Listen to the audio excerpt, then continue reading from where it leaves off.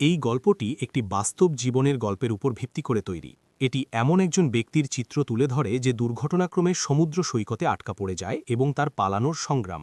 আমরা এই সিনেমায় এটি অন্বেষণ করব। শুরুতে আমরা আলভেরো নামে একজনকে তার প্রাক্তন বান্ধবীর সাথে বসে থাকতে দেখি। আলভারো তাকে গভীরভাবে ভালোবাসে, কিন্তু কোনো কারণে তারা আলাদা হয়ে গেছে। এই মুহূর্তে আলভারো ওনাকে কয়েক বছর আগে এই জায়গায় ঘটে যাওয়া একটি দুর্ঘটনার কথা বলে। এরপর গল্পটি আমাদের একটি ফ্ল্যাশব্যাকের মধ্য দিয়ে নিয়ে যায়। আলভারো তার কিছু বন্ধুর সাথে সার্ফিং করতে এই জায়গায় এসেছে। একজন সার্ফার আলভারো সার্ফিং করতে ভীষণ ভালোবাসে। সে একদিন সারা বিশ্ব ঘুরে দেখার স্বপ্ন দেখে। সার্ফিং করার পর আলভারো এবং নেলো এই জায়গায় তাদের বন্ধুদের সাথে একটি পার্টিতে যোগ দেয়। কথোপকথনের সময় নেলো প্রকাশ করে যে সে শীঘ্রই কানাডায় চলে যাচ্ছে, কারণ তার বান্ধবী গর্ভবতী এবং তারা সেখানে একসাথে থাকতে চায়। আলভারো এতে গভীরভাবে দুঃখিত, কারণ সে তাকে প্রতিশ্রুতি দিয়েছিল যে সে তার সাথে থাকবে, তারা একসাথে পৃথিবী ভ্রমণ করবে এবং এমনকি সার্ফিংও করবে। কিন্তু এখন সে তার প্রতিশ্রুতি ভঙ্গ করছে। কিন্তু আলভারো স্মেপ কি করতে পারে? সে নেলোকে তার সাথে আসতে বাধ্য করতে পারে না। পরের দিন সকালে আলভারো শেষবারের মতো এই জায়গায় সার্ফিং করতে যায়। সে নেলোকে সাথে করে আনে না, কারণ গতরাতের কথায় সে এখনও একটু বিরক্ত। আলভারো তার গাড়িটি একই জায়গায় রেখে হেঁটে যায়। এলাকাটি মাইলের পর মাইল বিস্তৃত এবং একটি পাহাড় পার হওয়ার সময় আলভারোর পা পিছলে যায়। বালির কারণে সে ধীরে ধীরে নিচের দিকে পিছলে যেতে শুরু করে। সে পাহাড়ের একেবারে ধারে ঝুলে থাকে। সে নিচে তাকানোর চেষ্টা করে, কিন্তু সে কেবল পাথর দেখতে পায়। এর মানে হলো, যদি সে যেতে দেয় তাহলে সে মারা যাবে। ইতিমধ্যে সে জলের ঢেউ পাথরে আঘাত করার শব্দ শুনতে পায়।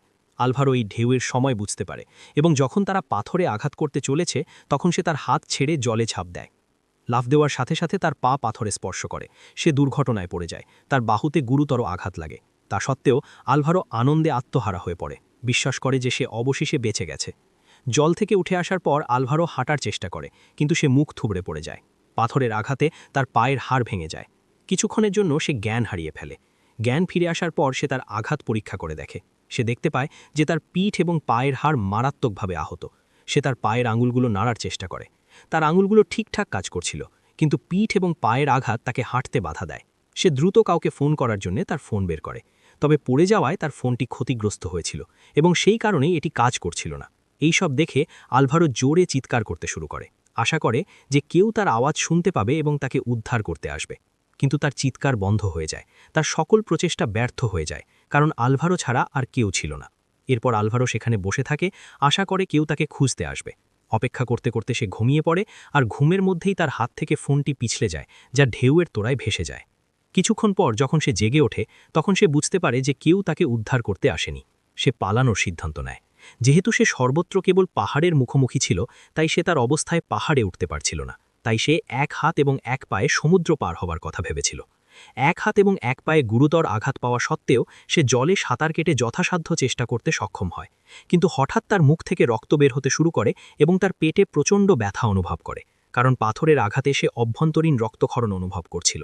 আলভারো তার হাত ও পা না নাড়িয়ে ভেতরে থাকার চেষ্টা করে, কারণ সামান্য নড়াচড়াও তাকে প্রচণ্ড ব্যথা করত।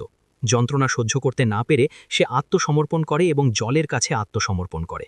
ফলশ্রুতিতে আলভারো ধীরে ধীরে সমুদ্রের গভীরে ডুবে যায়।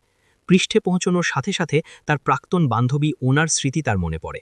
তার কথা ভেবে সে আবারও তার সমস্ত শক্তি প্রয়োগ করে এবং জল থেকে বেরিয়ে আসতে সক্ষম হয়। তারপর আমরা আবার সেই একই দৃশ্য দেখতে পাই, যেখানে আলভারো তার অগ্নি পরীক্ষার কথা বর্ণনা করছে। আলভার তার কাছে ক্ষমা চায় এবং বলে, আমি যা করেছি তার জন্য আমাকে ক্ষমা করো। দয়া করে আমার জীবনে ফিরে এসো, কারণ তুমিই আমার প্রথম এবং শেষ ভালোবাসা। ওনা তাকে ভেতরে ঢুকতে দিতে অস্বীকৃতি জানায়। তাকে বলে তাকে ভুলে যেতে এবং আবার নতুন করে জীবন শুরু করতে। বাস্তবে আলভারো কখনোই তার জীবন নিয়ে সিরিয়াস ছিল না, এবং সেই কারণেই ওনা তাকে ছেড়ে চলে যায়। কিন্তু এখন আমরা জানতে পারি যে আলভারো শুরু থেকেই এখানে আটকা পড়েছে। সে তাকে কোনো গল্প বলছে না। বাস্তবে সে পালাতে পারে না এবং সে এখানেই আটকা পড়ে আছে। সে পালানোর চেষ্টা করছে। সে সাঁতার কাটতে কষ্ট করছে, কল্পনা করছে সে কোনোভাবে তীরে পৌঁছবে। যদিও সে তীরে পৌঁছেছে, তবুও সে এখনও আটকা পড়েছে। আবার বেরিয়ে আসতে পারছে না, কারণ তার শরীর তা করতে সক্ষম নয়। আলভারো এখানে সার্ফিং করতে এসেছিল, তখন সে ঢেউয়ের মধ্যে ভাসমান একটি সার্ফিং বোর্ড দেখতে পায়।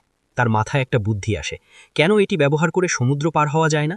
সে সার্ফিং বোর্ডটি ধরার জন্য হামাগুড়ি দেয়, কিন্তু ঢেউ এত শক্তিশালী যে তারা আলভারোকে ধরে রাখতে দেয় না।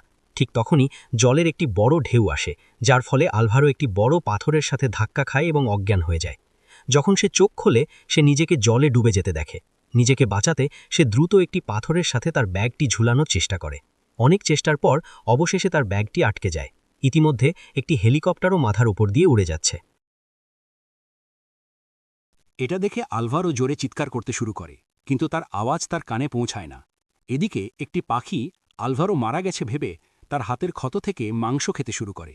এর ফলে আলভারোর হাতের ক্ষত আরও গভীর হয়ে যায়, কিন্তু আলভারো এতে কোনো মনোযোগ দেয় না, কারণ সে প্রচণ্ড ক্ষুধার্ত এবং তৃষ্ণার্ত, এবং সে খাবার এবং জলের সন্ধানে এদিক ওদিক হামাগুড়ি দেয়। সে সেখানে একটি ক্যান পড়ে থাকতে দেখে, কিন্তু ভেতরে কিছুই নেই, এটি সম্পূর্ণ খালি। সেই রাতেই তার তৃষ্ণা নিবারণের জন্য আলভারো একটি গর্ত খুঁড়ে রূপালী ফয়েল দিয়ে ঢেকে প্রস্রাব করে। সে নিজের প্রস্রাব পান করে, কারণ তার কাছে পান করার মতো কিছুই নেই এবং অন্য কোনো বিকল্প নেই। কিন্তু আলভারোর কষ্টে শেষ হয় না। রাতের তাপমাত্রা কমে যাওয়ার সাথে সাথে তা আরও খারাপ হয়, যার ফলে তার ঠান্ডা লাগে। ঠিক তখনই সে মেঘের মধ্যে দিয়ে বজ্রপাত শুনতে পায় এবং বুঝতে পারে যে বৃষ্টি হতে চলেছে। সে অত্যন্ত আনন্দিত। সে ভাবে সে পান করার জন্য পানি পাবে, কিন্তু এখানে মাত্র কয়েক ফোঁটা বৃষ্টি পড়ে আর মেঘ চলে যায়। এতে আলভারো গভীরভাবে হতাশ হয় এবং সে ভাবে যে ভাগ্য তার সাথে নেই। কিছুক্ষণ পর আলভারো সেখানে ঘুমিয়ে পড়ে। পরের দিন সকালে আলভারো ঘুম থেকে ওঠার সাথে সাথে সে তার ফোনের রিংটোন শুনতে পায়, যার ফলে সে সর্বত্র এটি খুঁজতে থাকে, কিন্তু সে কোথাও এটি খুঁজে পায় না। তারপর সে মাটির নিচে কিছু কম্পন অনুভব করে এবং তার ফোনটি সেখানে থাকে। আলভারো তার মা এবং বাবাকে ভিডিও কল করতে দেখে। আলভারো কাঁদতে কাঁদতে তাদের তার কষ্টের কথা বলে, কিন্তু এই সব কেবল একটি মায়া। তার হাতে ফোন নেই এবং তার মা এবং বাবাও তাকে ফোন করছে না। আলভারো এটা বুঝতে পারে, কিন্তু সে এখনও এই মায়া থেকে বেরিয়ে আসতে অস্বীকার করে, কারণ এটি তার কাছে নরকের চেয়ে অনেক ভালো বলে মনে হয়। আলভারো তার সমস্ত জল হারিয়ে ফেলেছে, তাই সে নিজের প্রস্রাবও পান করতে পারে না। আলভারো এখন মরিয়া হয়ে প্রতিটি ফোঁটা জল পান করার চেষ্টা করছে। সে একটা ফোঁটার জন্য আকুল ছিল। সে মরিয়া হয়ে চাইছিল যে কোনোভাবে এখান থেকে বেরিয়ে আসতে, কিন্তু তার শরীর তাও হার মেনে নিয়েছিল। কিন্তু এখন সে সমুদ্র সৈকতে একই সার্ফিং বোর্ড দেখতে পায়। তবে শেষবার যখন সে সেখানে গিয়েছিল তখন সে আহত হয়েছিল। আলভারো সার্ফিং বোর্ডের কাছে হামাগুড়ি দিয়ে যায় এবং ভাবে, যদি আমি সার্ফিং বোর্ড ব্যবহার করে সমুদ্র পার হওয়ার চেষ্টা করি তাহলে আমি ডুবে যাব না তার কোনো নিশ্চয়তা নেই, কিন্তু এখানে থাকলেও আমি যেভাবেই হোক মারা যাব। জীবন বাঁচাতে আলভারো সার্ফিং বোর্ডটি হাতে নিয়ে জলে ঝাঁপ দেয়। সে কিছুটা দূরে যায় এবং তার শরীরের শক্তি নিঃশেষ হয়ে যায়। এর কারণে সে এগিয়ে বা পিছনে যেতে পারে না। তার অবস্থা দেখে সে বুঝতে পারে যে সে ডুবে মারা যাবে। কিছুক্ষণ পরেই আলভারো ডুবে যেতে শুরু করে। তার শরীর সম্পূর্ণরূপে হাল ছেড়ে দিয়েছে। সে বেঁচে থাকার কোনো আশা দেখতে পাচ্ছে না, তাই সে নিজেকে বাঁচানোর চেষ্টা করে। সে তা করে না এবং সে সমুদ্রের গভীরে ডুবে যেতে শুরু করে।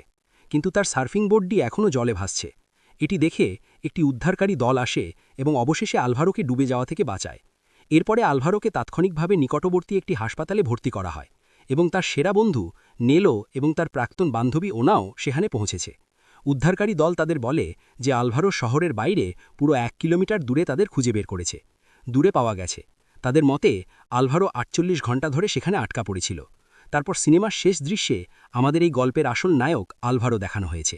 এটি একটি বাস্তব গল্পের উপর ভিত্তি করে তৈরি একটি সিনেমা, এবং এরই সাথে আলভারোর গল্প শেষ হয়। এটি 2018 সালের একটি থ্রিলার এবং অ্যাডভেঞ্চারপূর্ণ সিনেমা ছিল। এই সিনেমার নাম সোলো। আমি আশা করি আপনি সিনেমাটির ব্যাখ্যা উপভোগ করেছেন। যদি আপনি সিনেমাটির ব্যাখ্যা পছন্দ করেন তাহলে দয়া করে ভিডিওটি লাইক করুন। যদি আপনি চ্যানেলে নতুন হন তাহলে দয়া করে সাবস্ক্রাইব করুন। আজকের ভিডিওর জন্য এটুকুই। পরবর্তী ভিডিওতে দেখা হবে।